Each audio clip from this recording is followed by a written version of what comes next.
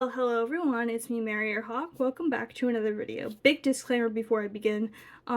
If you don't like background noise, I live underneath two hyperactive children slash toddlers in an apartment, so if you can't handle screaming and thumping and running and stomping in the background, obviously my channel is not for you. I'm so sorry to say that, but as of right now, my channel is not for you, seeing as I live in the situation that I do. But with that being said, let's get into the meat and potatoes of today's video. Today's video, I thought I'd get a bit more raw and vulnerable and express some really deep feelings I've been having as an autistic person. For those who don't know, hi, yes, I am autistic.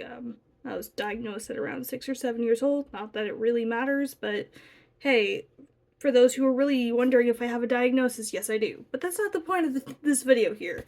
This video is mostly a reflection of sorts, and a video meant to make others think, meant to make others reflect, and consider what their impacts have been on other people in life, including autistic people. And it's not to be mean to anyone, it's just pointing out my feelings and hoping it resonates with someone, or at least makes them reflect. With that being said, let's get into the actual substance of my pre-written script. Please sit by, have a snack or something, have a little notebook or something, write down your feelings as you're listening to this, because this is going to hit pretty close to home for some people and might even trigger people. I'm gonna be honest, it's probably gonna trigger something in you. So, with those warnings in advance, let's get into what I wrote. At the end of the day, I am still human. Homo Sapien, if you need to be specific. I live on the same planet as the rest of you, and I still bleed red like everyone else. I may be autistic, but I'm still human, no matter how different I may seem due to my neurodevelopmental disability. I'm still human like you are. My brain and body may be wired a little differently, but I'm still a Homo sapien like you are, buddy. And I say buddy with all the love and kindness I can muster. I do not mean that condescendingly. The next part of this is, why must we fear that which we do not fully understand, when they too are likely also human? Why must we destroy and hate each other? Is it even something we have to do? Why do we all seem to buy into false ideas of superiority and inferiority on some level? It doesn't have to be that way. There are more sustainable ways to coexist. Just because something is the status quo doesn't mean it should, or even has to, remain so. I will repeat that point that I just said, the status quo thing, as long as I need to. We all inhabit this planet, together.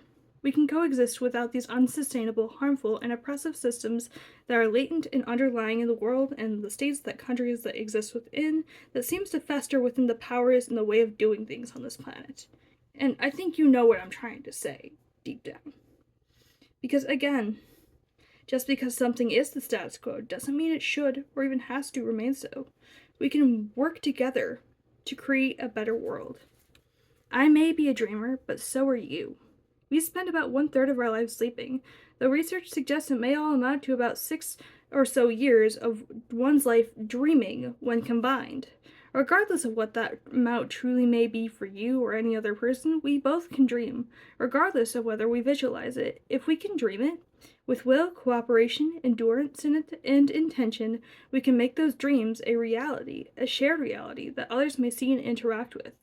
If we can do that individually and locally, I think we can do it globally.